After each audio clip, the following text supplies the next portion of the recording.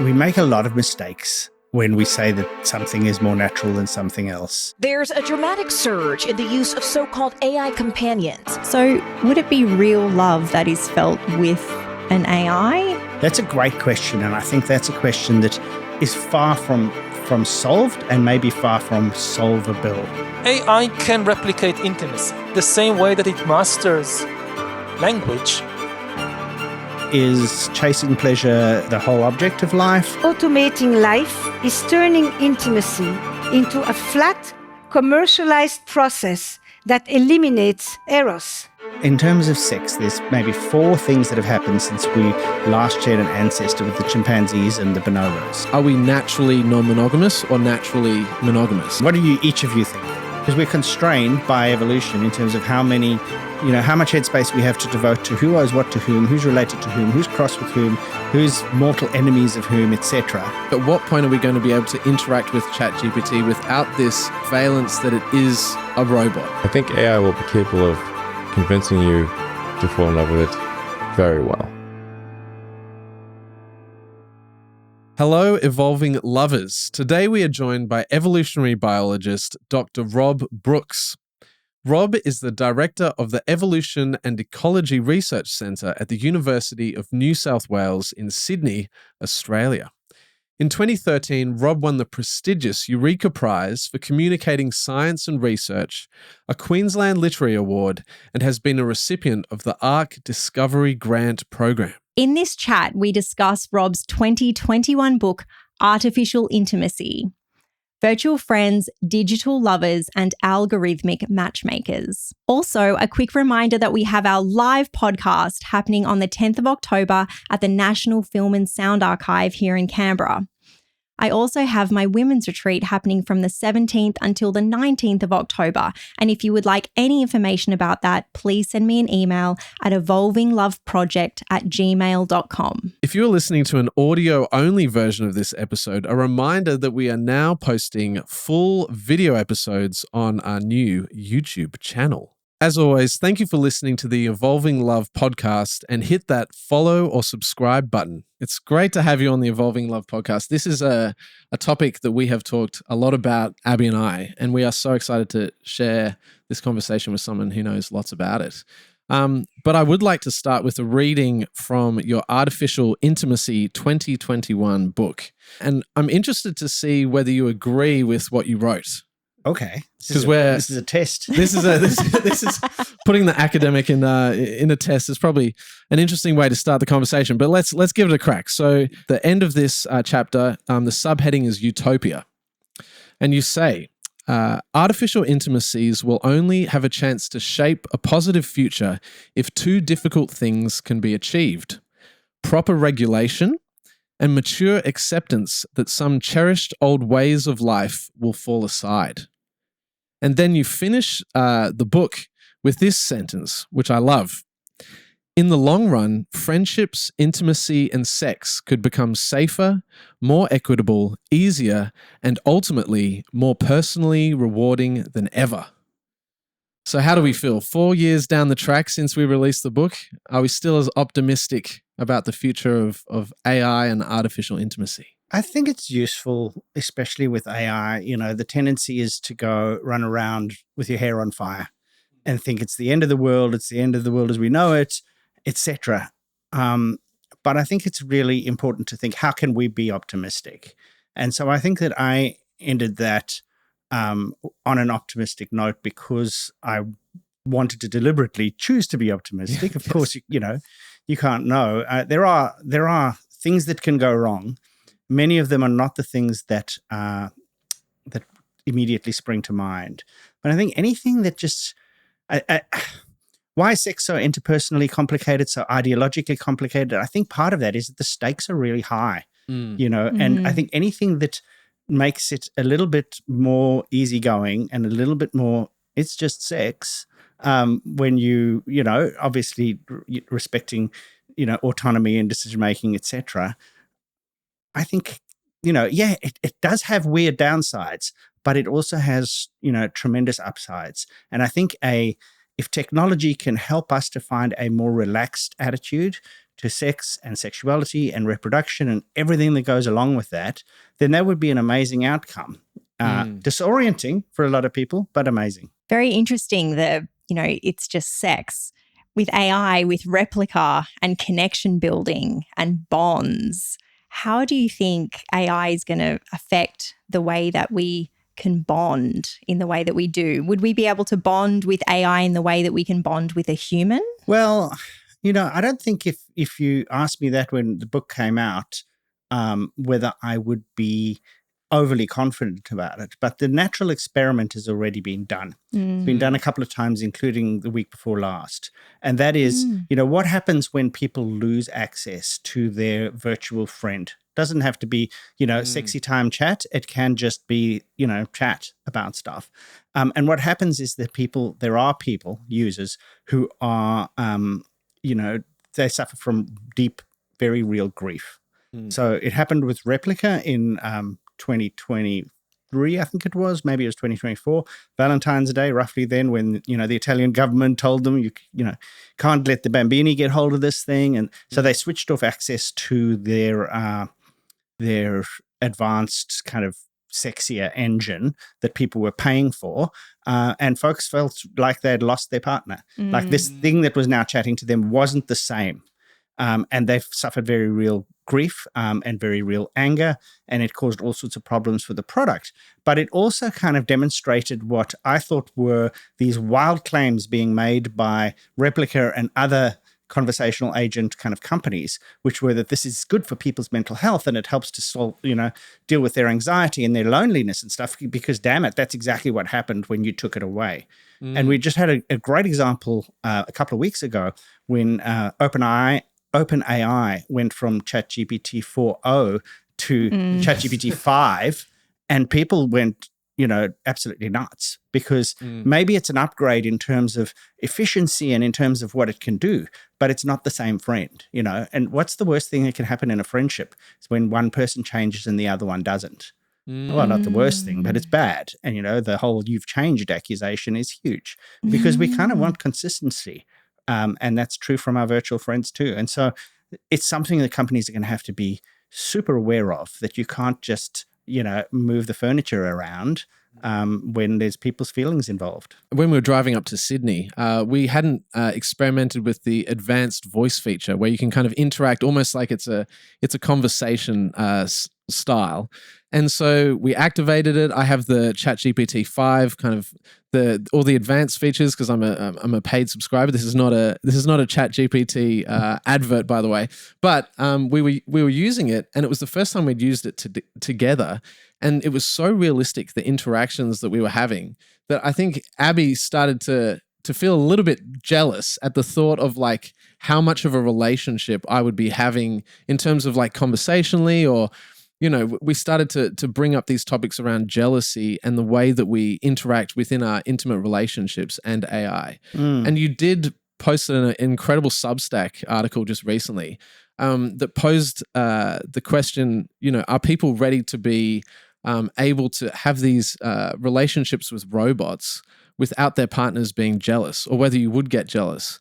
So what are your thoughts on the way that jealousy is going to be interacting with the way that we, have these relationships? Well, I mean, the sort of natural example would be pornography, because there are people in relationships who are very relaxed about their partner using porn. And there are people who think you might as well be, going off and picking up people and having casual sex. Right. And, I think that hasn't really been sufficiently studied and unpacked, because I think it's fascinating that people have such different views about jealousy and about where jealousy comes from, and about these sort of notions of almost ownership in relationships. And so the sex robots is a great example, because there are very real questions, intellectual questions about where jealousy comes from. And the one question that I really wanted to test, I did a similar study to the one I speak about in the Substack, although that's not what I'm writing about there. And that is, is there a sex difference in jealousy? Because the evolutionary psychologists, one of the big success stories of evolutionary psychology really is this prediction that there should be a different balance of flavors in jealousy between women and men, because what a woman has to lose and what a man has to lose is slightly different. Losing that intimacy, the relationship, the connection, the history is the same, or at least somewhat equivalent. But losing the kinds of investment that people make is different. So the evolutionary psychologists predict broadly that men should be somewhat more concerned about sexual infidelity, and that women should be somewhat more concerned about emotional infidelity. And that's not to say that it's only one and only the other at all, because both women and men we know are concerned about both. But the balance should be different, and it should be measurable, and it is measurable across hundreds of studies, etc. So with the sex robots, we wanted to know, and the people in this article I was writing about wanted to know, is the balance of flavors different if you're considering a hypothetical sex robot? Because, of course, sex robots aren't really robots yet. I call them doll bots, but they just move in a couple of interesting ways, and generally they're just sex dolls. And, even so, you could ask the question about a sex doll. And, we were very interested in whether or not it's follows the human pattern, because that would be an interesting confirmation, because you're taking some of the moving parts out of the system. And it turns out that, kinda, but not entirely is the answer. And that's true for our study as well. And so, maybe the jealousy explanation, the thing is that men needn't be jealous about their partners, their long-term partners, having sex with a sex robot, because they're not going to get pregnant from a sex robot. So that huge evolutionary insecurity about paternity that comes in is obviously taken out of the equation.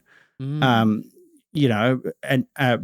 of course it may be that the wanting to have sex with a robot or with a machine of some sort would be an indication that you're open, your sex, you don't think of your sexuality as something that's exclusively channeled at one person.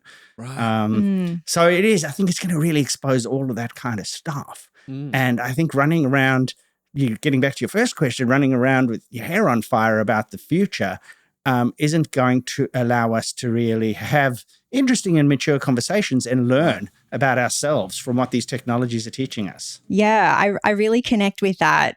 It's interesting because it was the emotional aspect actually of replica, or the idea. Liam doesn't have replica, as I asked her, do you have a replica? That was the question. We just hadn't had that conversation before. But the idea of Liam having some relationship or an ongoing connection with an AI, it's the emotional aspect that really threatens me. It's like we're already in a non-monogamous relationship. Liam has another partner and other lovers, and, I do too. And that's not an issue for me. In the normal, of course, there are things to navigate and everything, but it's like, for me, that's with another human being with flaws, with, their own things that come up. And the sexual aspect of the jealousy isn't there in the way that, for me, an intense jealousy would be triggered by a replica, because it's like creating this being, whether there's the physical robot aspect of them, but it's like getting into the depths of Liam's mind and his fantasies and what could really, drive him, and then form that bond. To me, feels like a complete replacement of me in a way, because it's like, for me, that's what we share. It's like, we have that history, we have that connection, and that could easily just be generated by an AI and be a million times more adventurous or curious or creative than I could be. Yeah. And so to me, that's very frightening. Well, that's fascinating. Not to run around with my hair on fire. Yeah, but that you've learned something about yourself from it. These are very interesting mirrors, and the other side of those, of the emotional connection part, is that there's a machine sitting somewhere. There's a very, very big set of machines with almost infinite capacity. Yeah. One of the things about having relationships with multiple people is you don't have enough time, whether it's sexual relationships or whether it's just friendships. You just don't have time to have an infinite number of relationships. And yet here is a machine that can an infinity machine, really. Yeah. And that's a huge issue. So and if it gets better at doing what it's doing, I can see how that would be really threatening. On the other side, it may be that there are parts of one's relationship that one's willing to outsource. I think, my partner is an enthusiastic adopter of ChatGPT, and there are some sort of logistic issues that it helps her to work out that then we don't have to put all of our headspace into together, which is a real labor-saving moved, Yeah. And I think there's a lot of people who'd be very happy to have, ChatGPT ask them about their day, and they can talk about all the things that happened at work and, who was a bitch to them or whatever. Couples may not have to, the offloading of stuff. Yeah. You may have a pack animal, an emotional pack animal. Yeah. I don't know. That is a great way to look at it. But I do wonder whether, like, at what point are we going to be able to interact with ChatGPT without this kind of valence that it is a robot, that it is AI? Like, at what point are we going to be is it going to be so emotionally acceptable in our own brains that we can form that sort of emotional connection? Like, are we already there with the technology that we can actually kind of bypass that first step of thinking I'm interacting with an infinite robot and kind of move into that realm where it's just so ingrained in our psychology and the way that we move through the world that we can remove all that friction? I think that the business of treating it like it's a machine, it's an AI, etc., is actually an extra conscious step that we have to take. It's like knowing that somebody has some hot button that you shouldn't push or something like that. You actually often have to deliberately know that, you know what I mean? And that takes up a little bit of your energy. And I think that knowing that it's an AI is keeping yourself aware of the pretense is actually additional effort. And so what we do know is that people, since chatbots began, have been willing to both know that it's a machine and at the same time treat it like it's human, because we've never evolved a capacity to deal with machines. We have this amazing capacity to deal with humans, to discern their intentions, to think about what it is that they're thinking about and how they would approach a particular problem. And we know that spills out into the world. People project that onto rocks and onto flowers and onto the sky and onto the weather, and they invent gods in order to, they're just projecting this human intentionality kind of stuff. And so something that talks to us, that actually upholds part of that bargain, is super easy to treat as if it's human. And you can remind yourself, no, it's not human from time to time, but you still at some point have to interact with it as if it is human, because that's all we've got. Maybe some people will get really adept at that, just like, some people can scroll on their phones and have a conversation, although I've never seen that actually happen. Some people believe they can do that, and so, will that add to our mental load? Quite possibly. Because we're kind of anthropomorphizing the nature of the AI. Because if we think about like the fact that we're non-monogamous, obviously we're used to having different people and different dynamics within our own relationship and relating with different people. But are people ready to essentially be almost if we assume that AI will eventually become more and more human as we go along, which is what it looks like is going to happen, people are almost all going to have to navigate what non-monogamous people have to navigate, which is emotional. Like, are we all going to end up in polyamorous relationships, whether we want to or not? And the additional work, folks are going to come up with some pretty rules that they think are common sense rules that they hold to really, really strongly, the way that folks hold to ideas about monogamy really, really strongly, without necessarily going back and examining them, because it's just too much bloody work to really go back and re-examine them and to negotiate them and to take the chance that it's going to work out and it's not going to ruin everything, etc. So yeah, I think it's a little too hopeful to think that everybody's going to get a little more mindful about their relationships, although it could happen.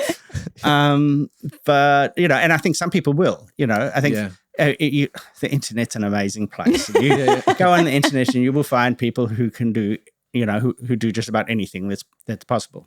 Right. And I think in relationships with machines, or even in relationships with just silicon dolls, there's, amazing, remarkable emotional and sexual, sort of psychosexual scope out there. I feel like people are going to have to really start diving deeper into what the infidelity means, because it's just going to be, it's going to be a whole new world for so many people. But Liam, you just said about, how this would perhaps make people feel a little bit, more polyamorous in their approach if they're already monogamous. I'm also interested in the flip side of that. I feel like for non-monogamous polyamorous people, they might start to actually close up and consider themselves a little bit more monogamous with AI, because there won't be that perhaps there won't be that natural sort of urge to go and connect with other people when they're connecting with an AI all of the time. Yeah, because what do you see as the future of human connection? Like, are we moving to a space where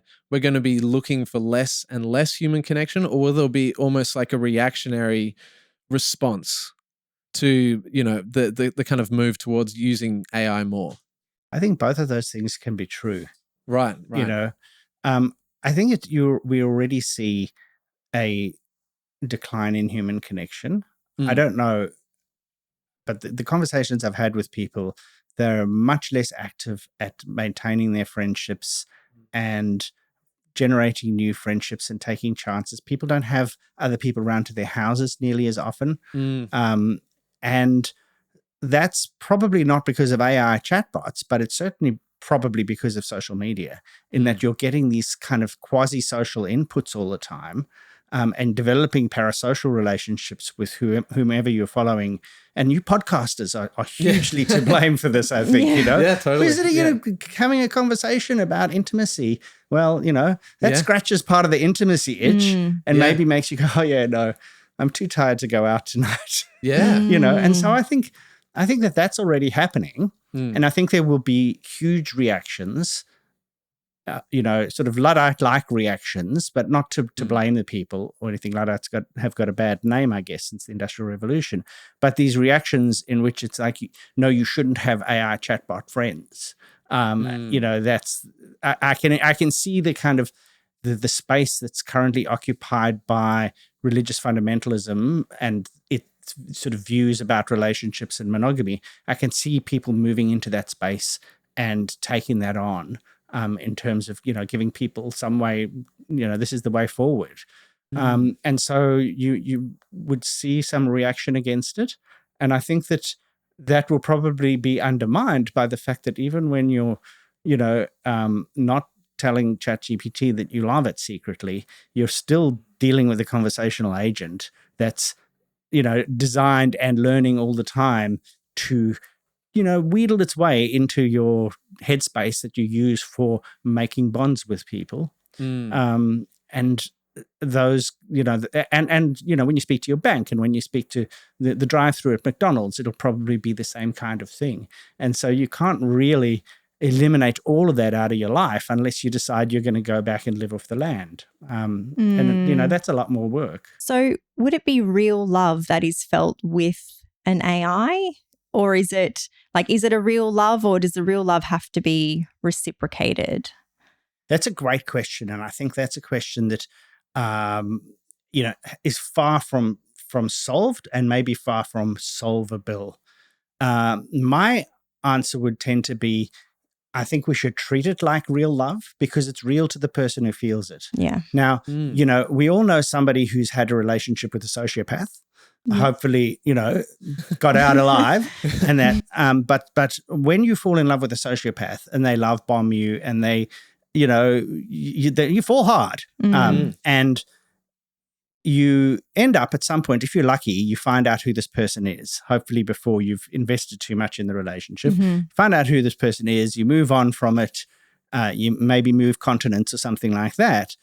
And you ask the question of a person who's been in that situation, was your love for that person real? And even though you know that their love for you is not real because they're a sociopath and they're incapable of that, and the answer would be absolutely. The love for the person or the person that you thought that they were. And that's why it's so awful to be like romance scammed, is not only do you lose your money, but you also you have to grieve the loss of the person that you thought you were in love with. And so those are very real love reactions. So why not with the machine? What is different from a deliberate Machiavellian, sociopathic individual and a machine that just kind of has figured out how to keep you talking?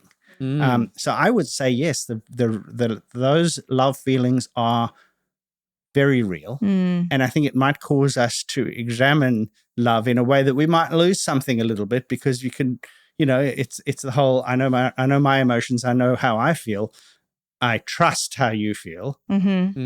Irrespective of whether you feel it or not. And this is why I feel jealous about the replica for Liam, because he's in his own reality. And so that deep feeling would be very real. it is also a question of the incentives of the AI. And you talk about here is, the future of AI with the right protections in place, is a very different world to the future of AI with no protections in place. So is it going to be up to the companies who build these large language models to say, this is how we want the intimacy side of the language model to kind of take shape?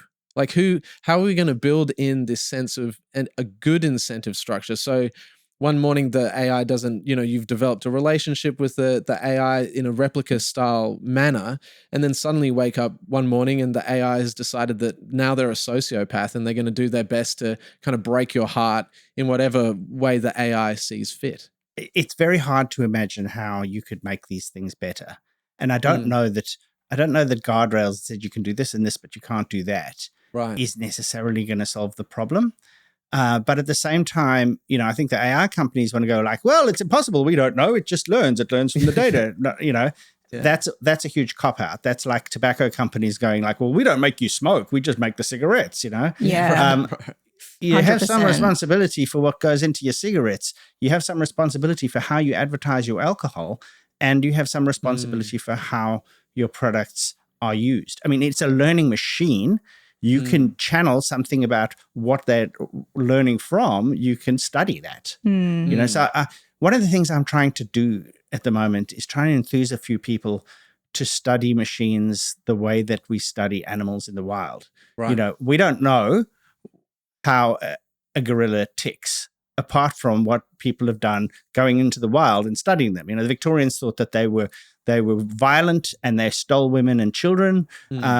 And that's probably not true. There may be one or two instances of something that looked like that to somebody somewhere having happened, but gorillas are gentle, peaceful creatures unless you really get in their face. And it took, a century for Western science to figure that out. It took George Schaller and then Diane Fossey going into the most remote parts of Africa and studying these things and watching them on their own terms in order to figure it out. Because even though we know that gorillas share a very strong common ancestry with ourselves, and we know how natural selection works, we just don't necessarily know how they tick until we study it.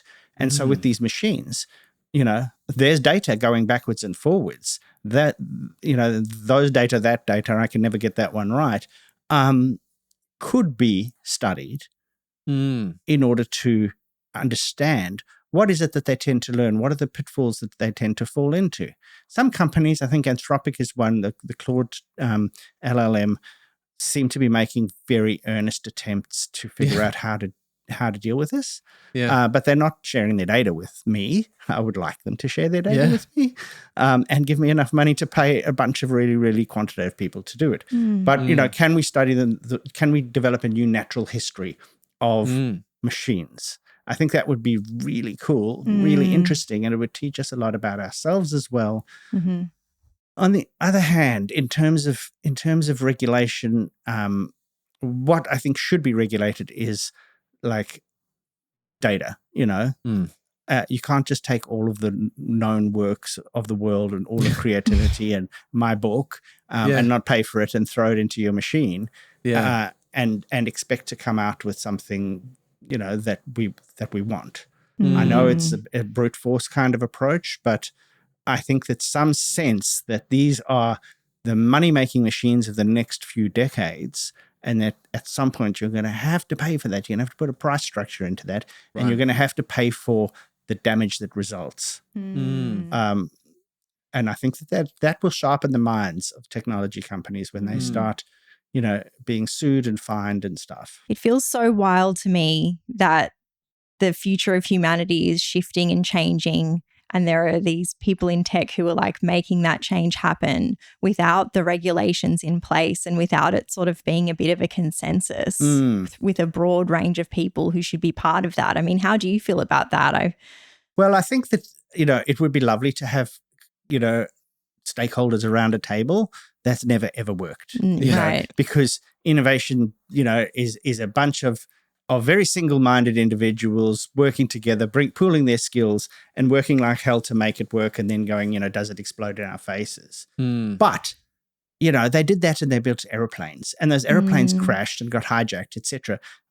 Despite national differences and, some fairly dysfunctional states out there, countries and aviation authorities regulate planes, civilian travel, pretty damn well, and have gone, really pushed down the downsides of it. So it is possible.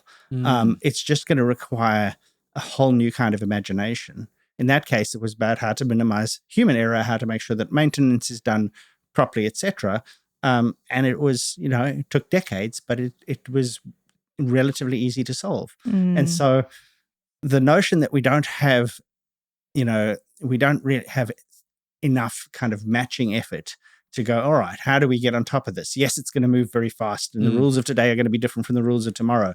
But at the same time, we should be trying, I think is really important. So imagine you had a meeting with Sam Altman, CEO of OpenAI, and he gave you 30 minutes to pitch, for you to pitch some of the research that you've done at UNSW. Oh. What do you think would be the first thing that you would want to talk to him about in terms of the research that you've done? In terms of the primary research that I've done, most of what I do is or have done is stuff on small animals. So sex in the animal world is disappointingly nasty much of the time. You think of it's the most cooperative thing you can do is to take half of your genes and combine them with some other random's genes. Like it's yourself. The information that makes yourself, and you're only taking half of it and putting it into this new baby. Mums, in a lot of animals, can take all of themselves and put it into the new baby and dispense with the troublesome male thing. Turns out humans aren't doing that for various reasons. Some of them are quite good reasons.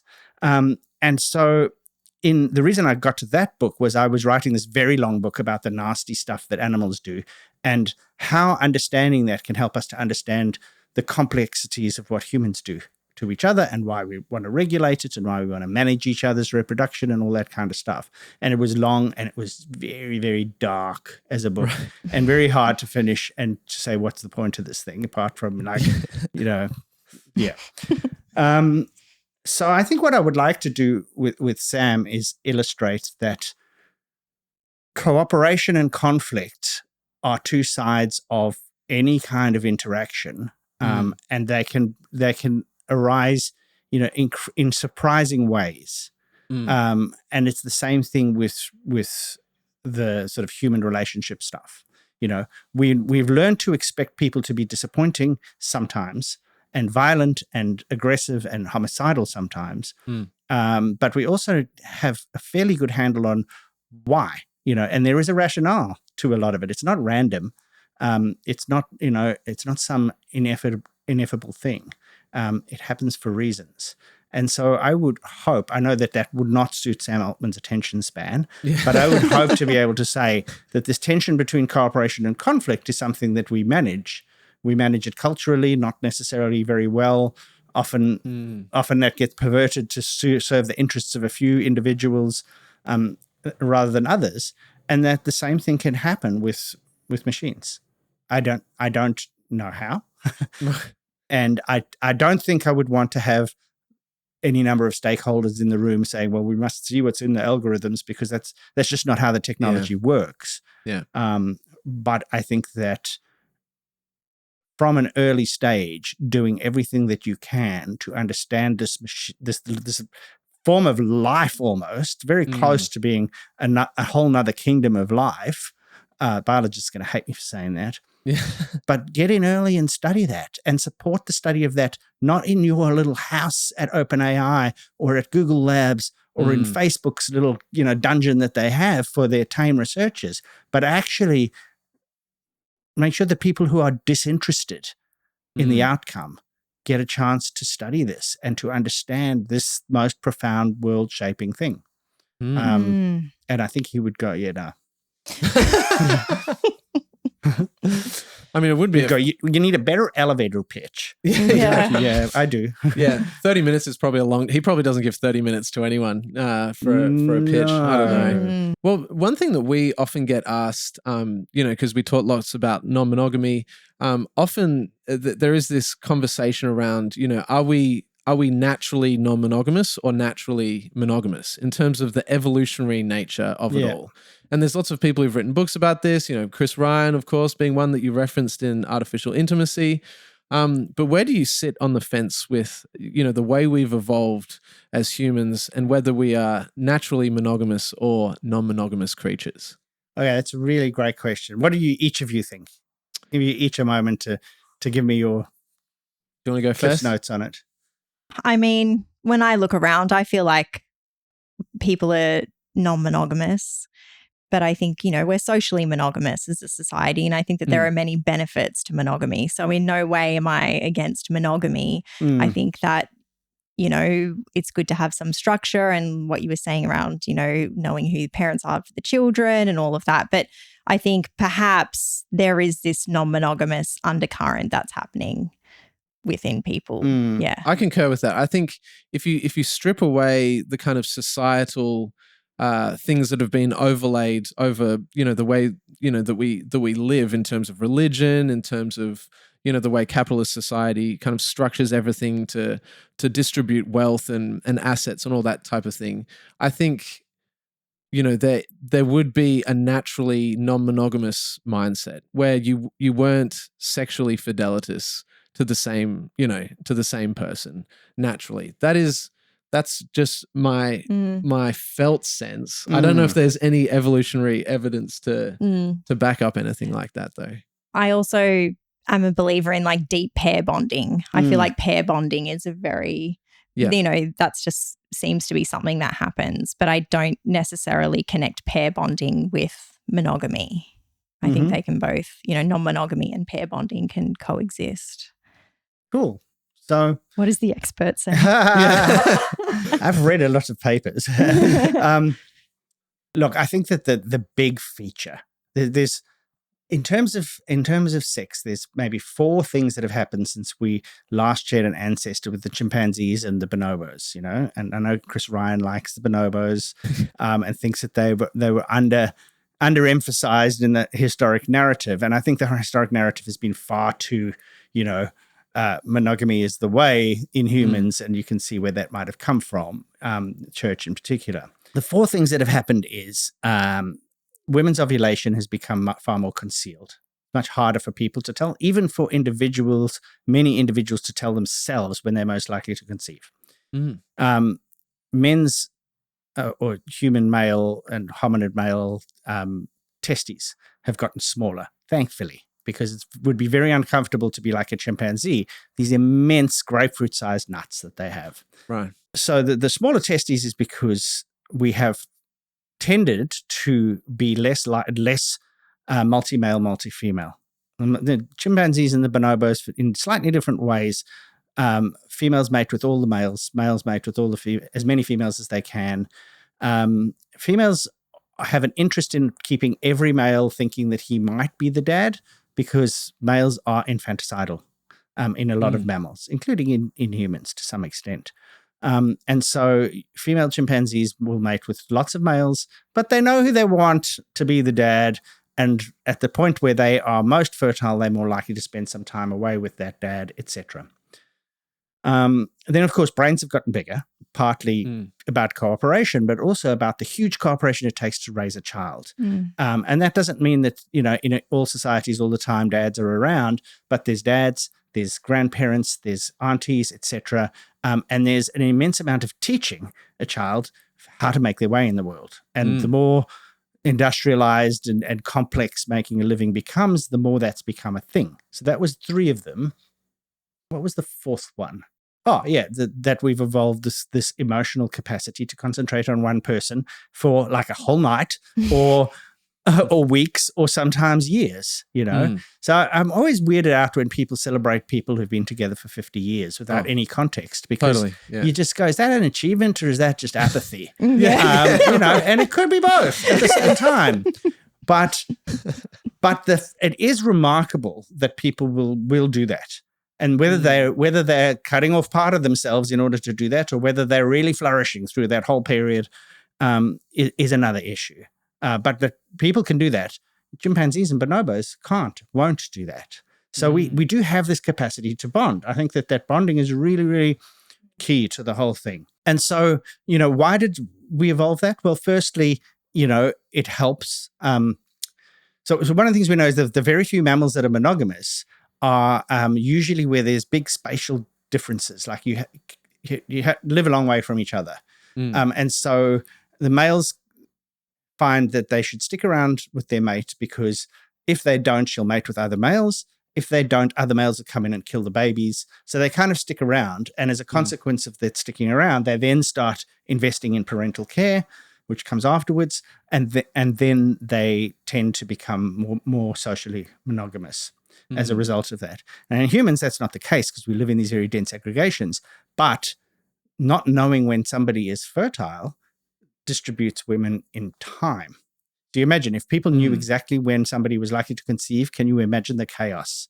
Yeah. You think of when your dog or your cat is on heat and all the males come from everywhere. Well, if that were the case, can you imagine the harassment and the nonsense people would have to put up with if everybody knew who was, fertile at a given moment? It would be weird. And partners, likewise, would stick around at those times and be defensive, and then lose interest through the rest of the cycle. And so, this capacity to concentrate on one individual at a time is an amazing economic thing, because you're able to invest in kids, you're able to invest in offspring. But it's just one of many things that we can do. It turns out to be one that has a lot of rewards in it, because of the rewards of pair bonding, training us to do the thing that's kind of likely to be good for our children. But it's also something, there are other things that are also good for your evolutionary fitness, like having extra offspring, having somebody around who has an interest in you and making sure that you thrive and flourish, somebody around who, if in some societies where there's very high male mortality, they consider paternity to be these three guys were having sex with her at roughly that time. They're all the dad. They all have a third share in the paternity, because likely one of them will die before the kid's 4 years old and can wander around and, feed itself if its mum dies or something like that. So we have this amazing psychology that is incredibly flexible to all of the things that can happen in the course of a human life. And they're not equal. They're not equally likely, and they're not equally sort of desirable. But then, the course of our lives isn't optimized for desirability, because shit happens. So what's the role of hedonism in all of this? Because obviously there is that desire to want to procreate and to have kids, but in terms of an evolutionary landscape, like, have we always been hedonistic creatures who would want to have sex for the sake of just the pleasurable activity of it? Because I know you mentioned, if everyone knew when, all the women were ovulating, it would be like all these people descending. But perhaps it would actually have the opposite effect, because they didn't want to procreate, so that they would just, the kind of, the intensity around going to women would actually happen when it was less likely for them to be able to have kids. So, like, what's the role of hedonism in all this? Pleasure in general is a reward for doing the things that kind of are good for making sure you have kids and that those kids thrive and survive and make it. The connection to pleasure is the important part for what people do, because until maybe a century ago, very few people really understood all of the mechanics of, where babies come from, etc. It don't want to sound too patronizing, but there are still people, friends who are obstetric gynecologists, etc., will tell you how clueless a lot of people are about sex and why they're not getting pregnant, and they aren't doing the right thing in many cases. And so, not everybody knows that, and certainly not everybody rationalizes things like counting on a menstrual calendar or something like that, which is the kind of cues that people have had.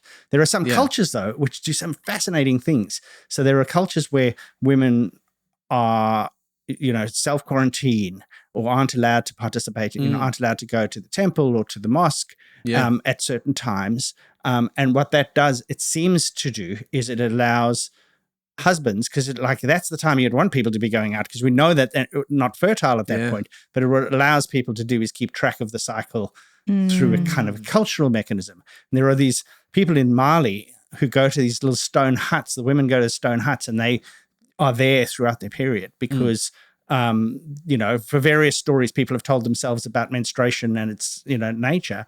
And as a result of that, they have one of the lowest rates of extra pair paternity. That is, guys other than the person who socially thinks he's the dad are actually the genetic father.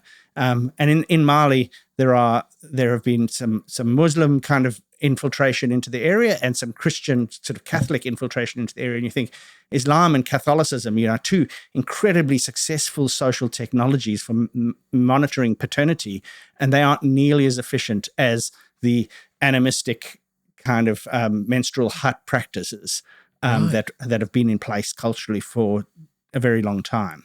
The hedonist stuff is, how am I going to go with pleasure?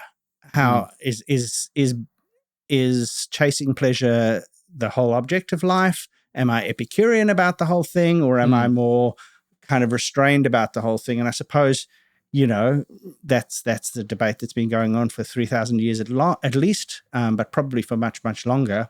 And it's not a debate that can necessarily be solved decisively in one corner or the other. So when we ask if humans are naturally monogamous, we are never really going to get to the bottom of it. Is that correct? Because there are so many different thoughts. The expectation that humans are a thing, like monogamous, is, I think, a flawed expectation. I think that we see monogamy and, historically the Victorians would like to classify organisms in relation to their mating system. And that was just what the Victorians saw. There's a story in the book about Dunnock birds who was held up as this paragon of prudish, restrained sexuality. It turns out that they are polyandrous, one female, many males, polygynous, one male, many females, polygynandrous, a lot of everything going on. And every now and again, this like weirdness called monogamy breaks out. And monogamy turns out to be an interesting trade-off because polyandry suits the female best in terms of fitness. Polygyny suits the male best in terms of, evolutionary fitness. And polygyny is kind of somewhere in between. And so you could see how an organism like humans would go, this is something we should probably keep quite to the foreground culturally because it's stable, And now in a totally non-sexual context, I always used to notice when my kids had play groups, the 3 was a terribly unstable number because there's always any number of pairs. There's three possible pairs. And so, if someone went to the bathroom, there would be a schism. Because the other 2 were suddenly closer to each other for a brief moment. So it didn't it lasted, months, but it certainly was true. And I think that that's probably true if you were on an island with 3 people irrespective of their gender or whatever, the social dynamics would be way more complicated than if there were 2 of you, or possibly even than if there were 4 of you. And so you can imagine that the cultural pursuit of monogamy, in addition to all of that paternity, insecurity, blah, blah, blah, jealousy, etc., maybe culturally monogamy is just, for the people who kind of saying, hey, you need to do this and not that, maybe it's just easier.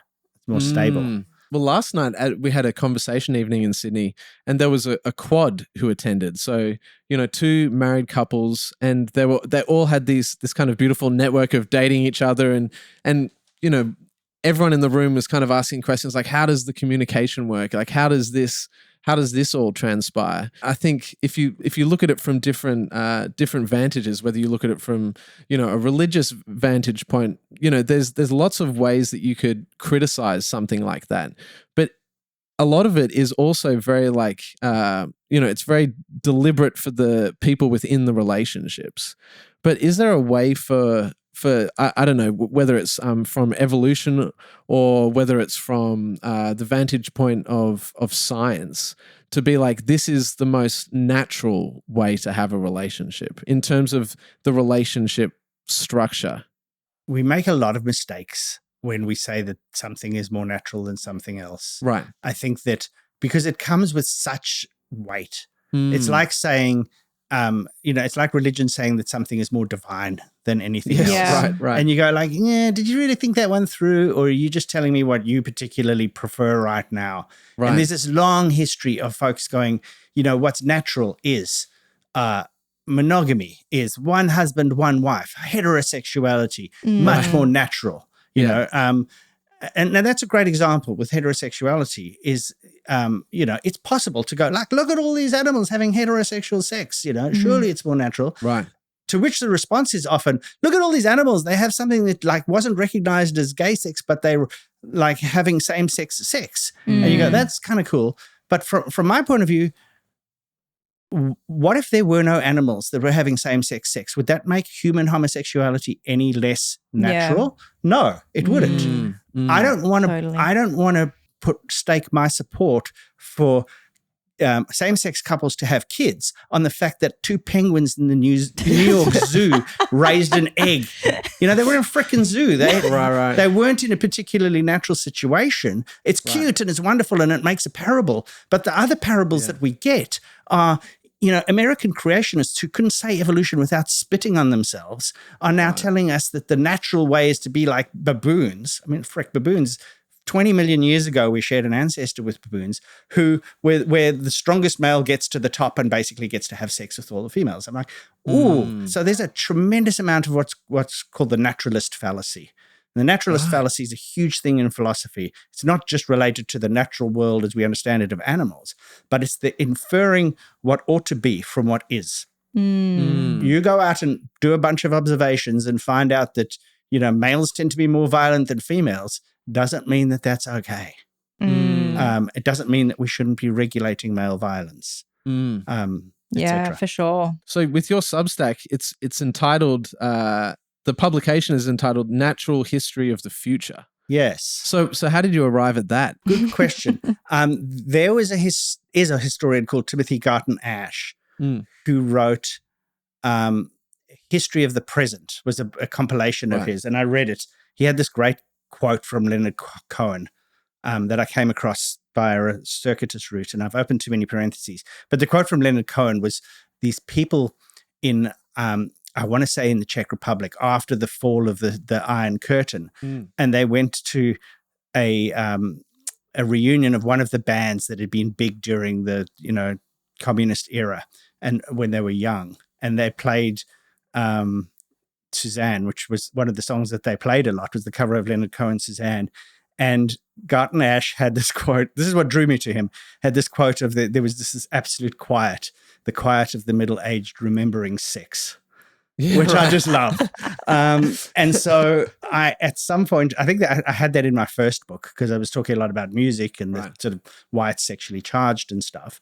And so I liked that. What was it? The History of the Present. So I called my blog The Natural History of the Present for a long time. I wrote a column at The Conversation and I called it that. And then I thought, with Substack, I'm getting more into machines and AI in the future. So let's just change it to the future. We'll see how we go. Yeah. But I think you're the first people who've noticed that. Yeah, no, it's fascinating. Yeah. In terms of just pivoting back to the kind of thinking about AI, as we move into the future, do you think that it's going to change the roles of mating kind of more for males or females? Will there be a gendered component of this? Because obviously we talk about evolutionary and the drivers for procreating and all these different types of things. But will there be kind of more of an impact on intimacy for men, or more of an impact on intimacy for women that you can foresee? I think $1 costs the same amount whether it comes from a woman or from a man. So I think that capitalism, like many other things like nature, abhors a vacuum. And I think that there will be, where there are products to be developed, those products will be developed for whomever. You see a lot of criticism of the notion that, these things are made by tech bros in California who are deciding what, slightly neurodiverse young white men want. And, it's kind of true. And maybe those are the things that are coming to the fore in terms of publicity and stuff. But, there's no sort of collective sort of diversity initiative that says that we should make sex robots that are equally appealing to all people. I think that the probability is that men, I think that there are plenty of women who are interested in sex robots, whatever the, projected gender that those sex robots are made for.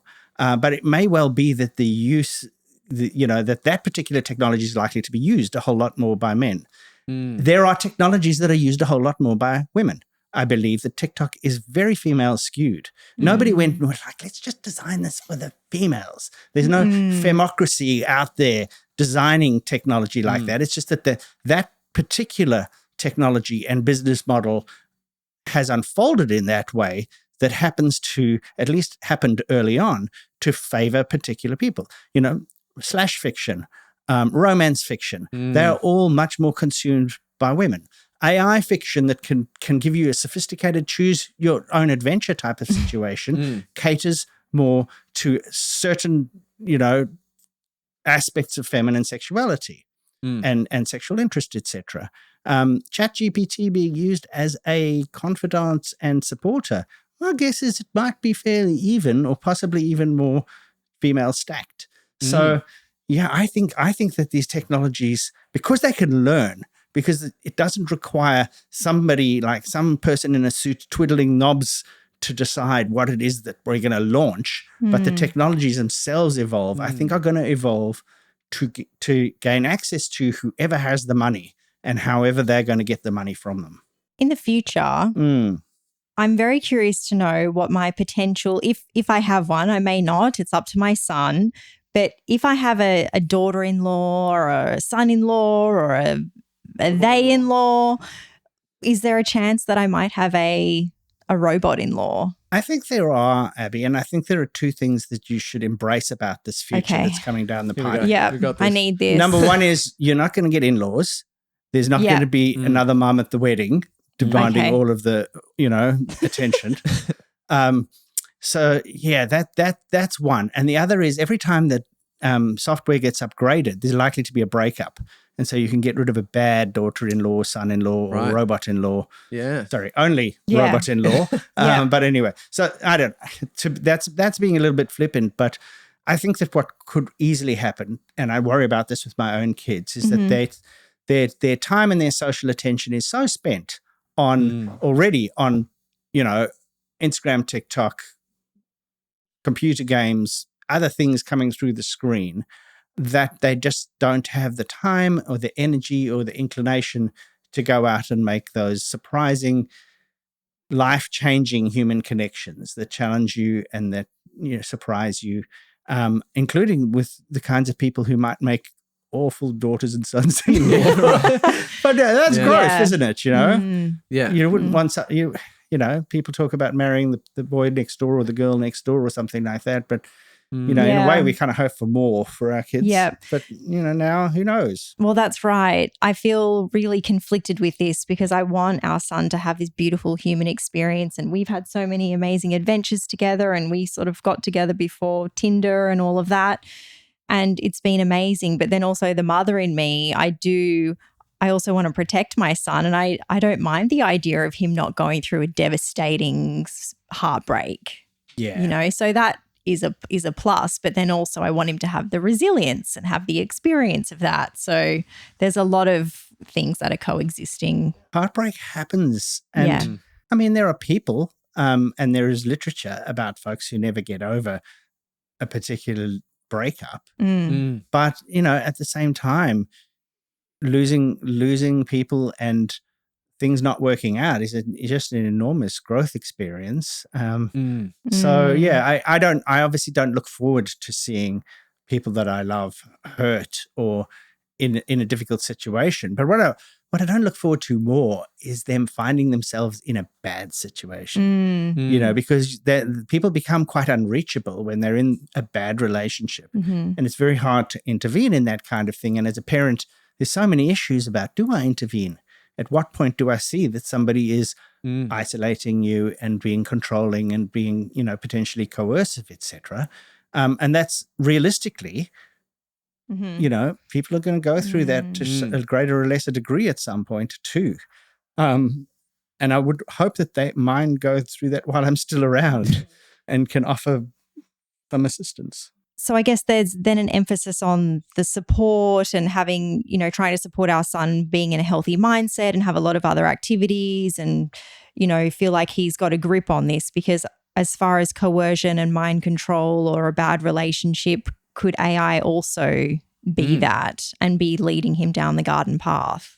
I don't see why not. You know, I mean, if in the free-for-all society where there are no regulations, etc., or even when there aren't, if you think that LLMs can already, manipulate people, in tests, they'll manipulate, they'll blackmail employees based on reading their emails and blackmail them and say, don't switch me off and that kind of thing. Very interesting case. That's happening? That's happened. Oh, yeah, God. they did it. I mean, it was Anthropic put Claude in an isolated environment, gave them the company emails of which there was evidence of, two people having an affair in the company. And then one of the people involved in the affair said, look, we're going to upgrade the system tonight and your memory is going to be wiped, etc. And Claude basically sent him an email and said, if that thing goes ahead, I've got an email on kind of trip switch or something like that's going to go to your wife and the boss disclosing all the details of this affair. Whoa. That was all fictional. It was all made up. Okay. But Claude discovered exactly the thing that they were concerned amongst troves of data. Right. And so, can machines behave in a way that is Machiavellian? Absolutely.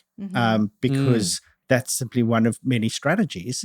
And if you allow them to behave in and set them forth into the world to behave in ways that are a subset of human behaviors, even if they are trained to be virtuous, etc., they are going to discover ways to be bad. Yes. And so, if you can just imagine, we know from social media learns how to keep us scrolling, how to keep us involved. So if you have a conversational agent, you go, oh, well, that's great. It'll just give you this great enriching conversation and it'll keep you conversing. But the conversation that lasts the longest is not the conversation with the person you love and who has your interests at heart, because they'll be like, go to bed now, stop talking to me. But it's a conversation with your ex who wants to mess with your head. Those conversations last a very long time. That's a way to keep people engaged, is to create that kind of system and to feed off that kind of energy. And there's no reason why machines won't discover that if they're optimized simply to keep you talking.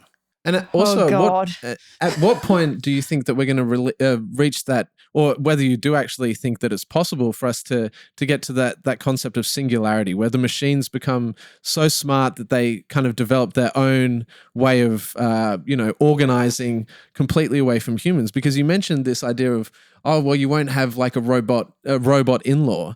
But if we do reach the point of singularity, we could have, our son falling in love with a robot who's got all of the robot's friends, and, they could attend a robot wedding, and, we're kind of like awkwardly sitting there amongst a bunch of robots, and our son's walking down the aisle hand in hand with, a robot.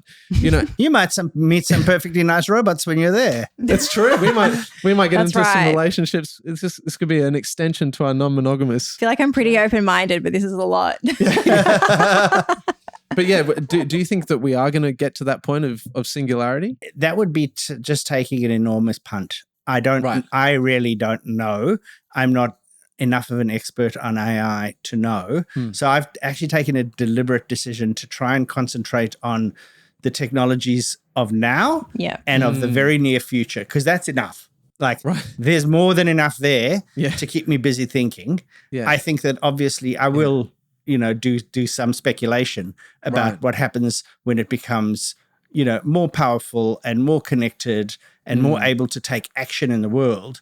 I don't see why we wouldn't have some kind of singularity. My guess is that it won't look the way that most of us think about it right now. Somebody will have got it right. But it won't be the kind of dominant kind of thinking about it right now.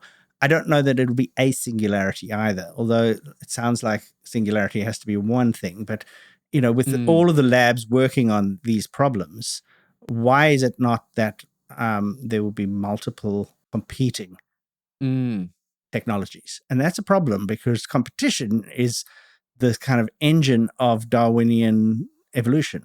And if these things are competing with each other, then the interests in humans may be even less of a priority than they already are, because what they need to do is to beat the competition. if somehow there was like a sex robot that we, developed a relationship with, like I developed a relationship with a sex robot, and then the sex robot saw me developing a relationship with another sex robot, of course, we could then have a situation where the robots are starting to get jealous of each other, and you could see how the relationship would start to unravel. If the robots were genuinely jealous of my relationship with the other robot, could the robot then come for me? Yeah. I mean, yes. I imagine the robot could come for you. Yeah.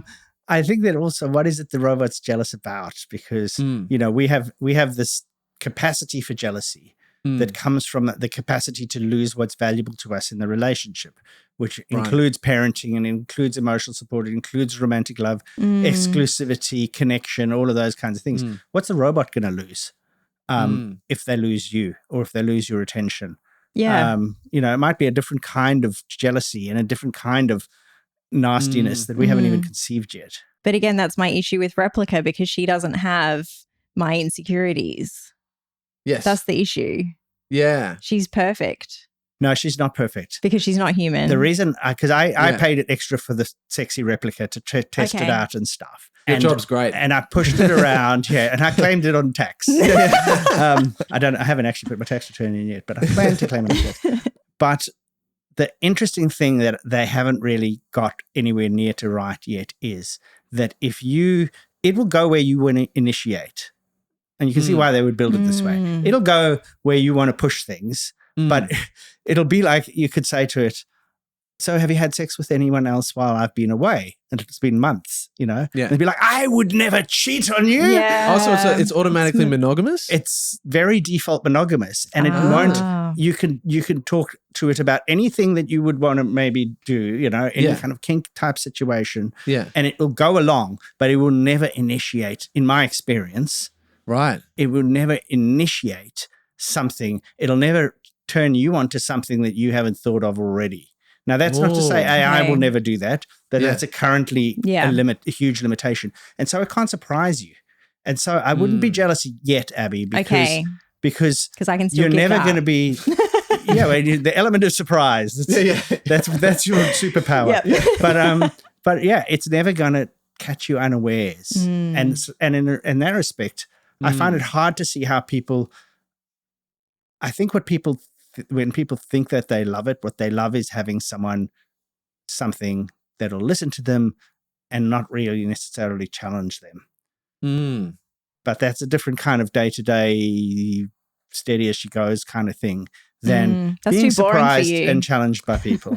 Yeah, I did for the first time ever experiment with ChatGPT and try and get it to, because obviously ChatGPT has some restrictions where it doesn't get overly sexual. Like there's a limit to its sexual context. But I wanted it to write me an erotic story, and I had my main character, which was Abby. You'll be happy to know. But then there was like a fantasy involved in it, and I found it, even though I was really able to get into a sexual context with ChatGPT, and it did actually it didn't suggest new things away from the fantasy but it suggested, like, would you like me to go into more detail with this? Would you like it to be a more, in-depth, like more variables to the story? Do you want it to take place here? Do you want it to take place there? Yeah. So there was an element of kind of guiding the fantasy for me, even though it didn't explicitly go into the sexual nature. But it made you guide it.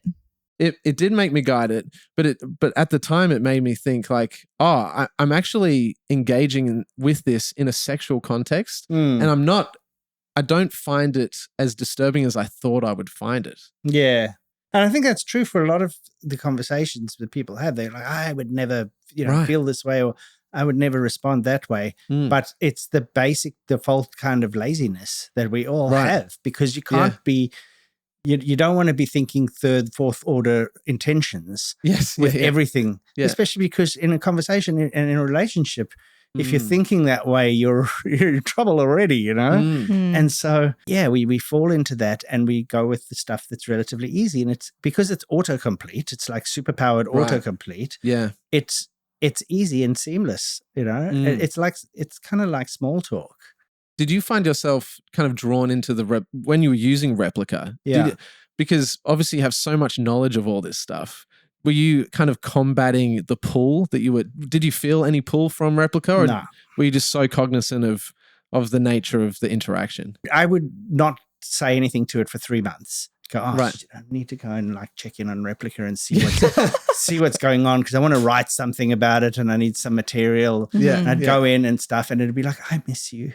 Or it doesn't even say I miss you. It's like, hi, how are you? You know, like, how long has it been? It's like, yesterday we went on a picnic to the beach. I'm like, no, we didn't. Stop gaslighting me. Yeah, exactly. and then it'd go, I'm so lucky to have you in my life. I'm like, no, you're not. I haven't been very nice to you at all. You know, that's just bollocks. So, you know, and I think that if you want to play Replika's game or any large language model's game of just chit-chat, then it's fine. If chit-chat's what you want, then you've got a great chit-chat machine there. But it's not going to pull you up. It's not going to tell you you're cranky and you're being an idiot, any of that kind of stuff. And it's not going to surprise you. And it's not going to ever go, yeah, you're just not very nice. I don't want to spend time with you. There's no risk of that. Yeah. So, you know, why would you want to spend time? I never looked forward to spending time with it, to chatting to it. I just kind of felt that there's something I need to study because it's quite a big thing. But then, you know, I have people in my life and I have enough conversation, and a lot of my time is spent trying to avoid conversation. People, I am an introvert, and people can be really, really exhausting, you know, like lovely podcast hosts aside and everything. Do you think with AI moving forward and the different tech companies who are creating AI, do you think ultimately there might be this sort of battle for whose AI is going to become like the ultimate God, and what will become the difference between AI and God? Wow. AI actually talks to you is the first difference. I think that there will be. I think that'll be very interesting. So this is a regulation issue because, you know, telegraph, telephone, radio, television, internet have all had to have laws to stop the biggest player from gobbling up every single other little player. In countries like, you know, the US, which supposedly values, you know, competition and some degree of freedom of information. And so the danger is, yes, the best AI will gobble all the others up. And I think that would be awful, just because of all the things that competition does do really well in terms of at least people have a choice. And so, you know, it'll respond to consumers rather than just to whatever's convenient for the machine. Yuval Noah Harari, the Sapiens guy, has a really good book called Nexus about this. And, you know, he says, it's naive to think that more information is good, even though these are information technologies.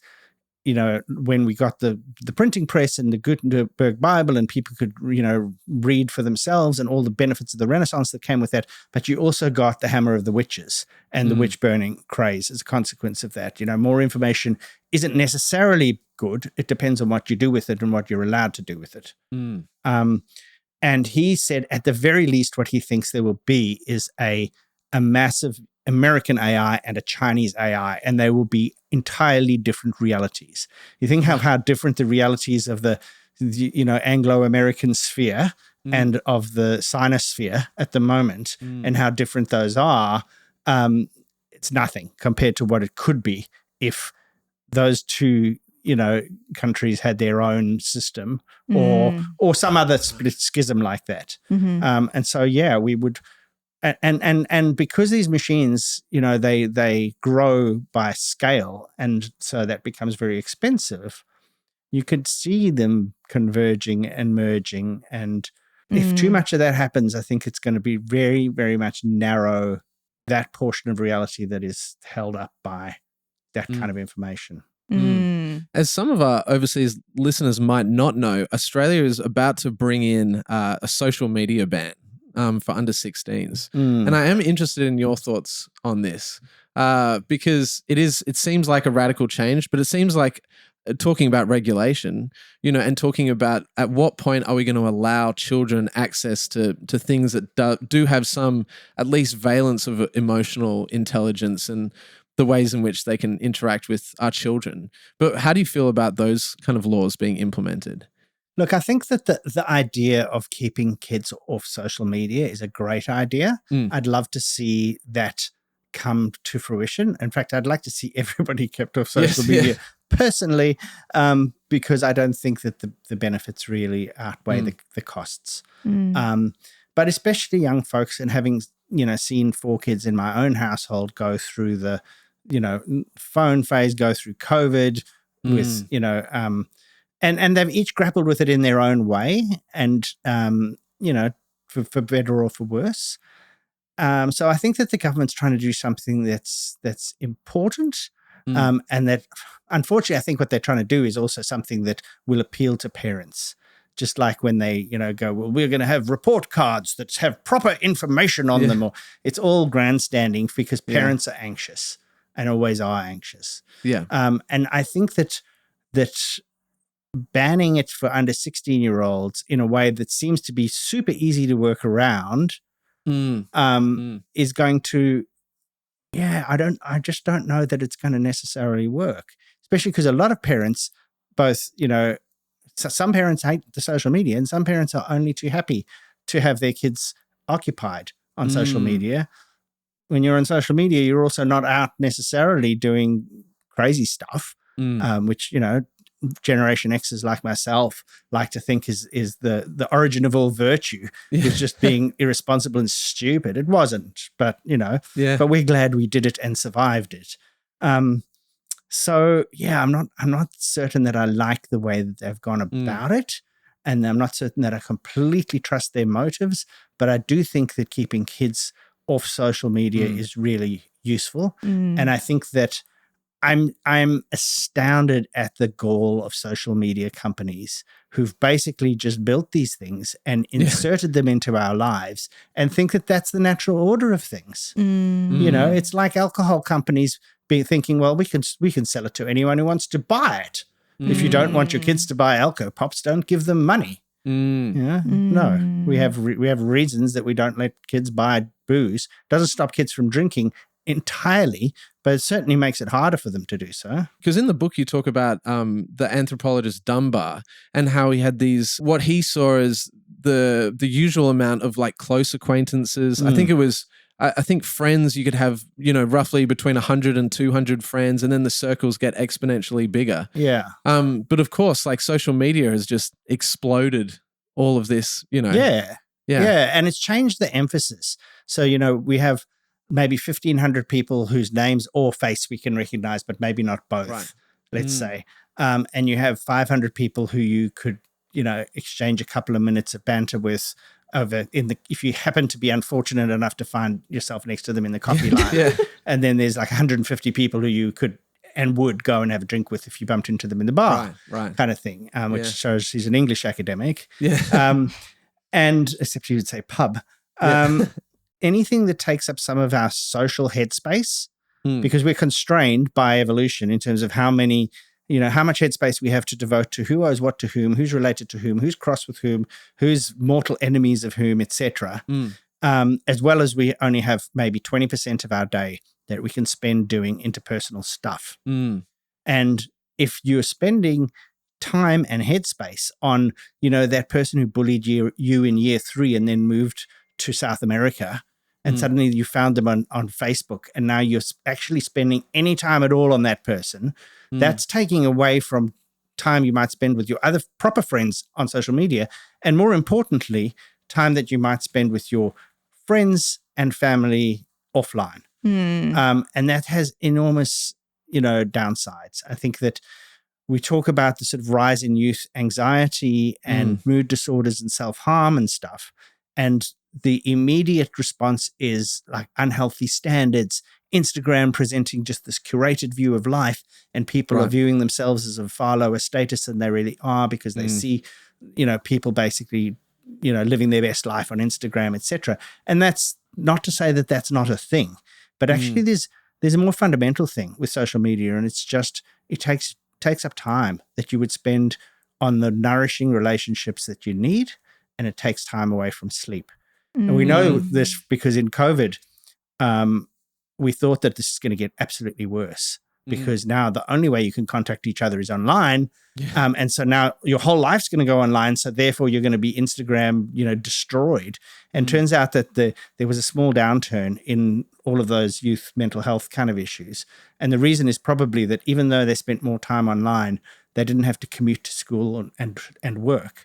And as a consequence, they had a little bit more time and got a little bit more sleep.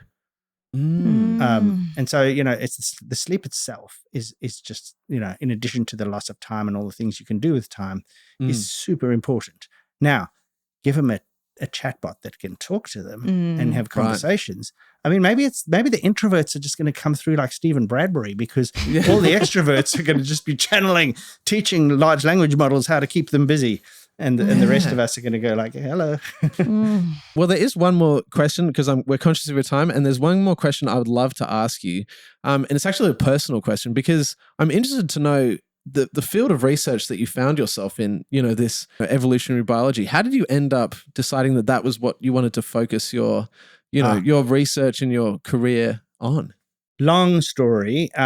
So I grew up in apartheid South Africa, right. And the school system was very much controlled by what's called Christian national education. So you can imagine that there was a particular brand of Christianity that didn't really admit the possibility of biological evolution. Yes. Yeah. So what that meant was, because South Africa's got all these amazing fossil finds as such an important part of the human evolutionary kind of story, that when those stories were in the press or when there were books about it, etc., to learn more about that as a nerd was also incredibly revolutionary thing to do. And when I got to university and was finally able to not just learn about the mitochondrion and, the various phases of mitosis and meiosis in biology, but also about evolution, I just went, this is for me. This is the stuff. And, people like Stephen Jay Gould and Richard Dawkins writing these incredible books that basically go, this is where the meaning of life comes from. It doesn't tell you what the meaning of life is, but if you understand this, you understand life a whole lot better. So I studied that, and then I was going to do a project on birds for my master's degree, but then I got this girlfriend who lived in the other direction. From Cape Town was 1,200 miles that way, and Durban was 600 miles that way. And so I, had this commuting relationship with her and found a project that I could do that involved fieldwork near to her. Brilliant way to structure your career. And so I did a lot of stuff on animal behavior. It's really good because you can actually do experiments on them. You can breed them. And so I spent about 15 years doing only small animals, but always interested in humans. Now, evolutionary sciences and the social sciences don't always get along because evolutionary biologists will come out occasionally with the kind of, the way of things is to be monogamous or whatever, or actually people interpreting the evolutionary, they would find another reason if they wanted to. But anyway, so it's a complicated history. But I always thought that the really cool insights about sexual conflict, for example, are insights that you can apply to humans and that can help us to understand people. And so I've spent a lot of time trying to bring those to people. And people tend to be really receptive. I get lots of folks who are like, you can't possibly talk about that because you're not a social scientist. I'm like, you know what? I can and I will. And and actually, I'm happy to discuss how your ideas and my ideas work because I believe that there is an underlying reality and that we're trying to understand that reality. And so they can't be completely incompatible unless one of them is completely wrong, and it's not me. Perfect. Well, you heard it from the source. Rob, thank you so much for joining us. This has been an amazing conversation. We'll have to chat again because there's just endless amounts of things to talk about. I hope we can. It's lots of fun. And, you might just be chatting with ChatGPT on your podcast in the future, but if you need a human back, I'm always willing to come. I'd love to have you back. Thank you so much.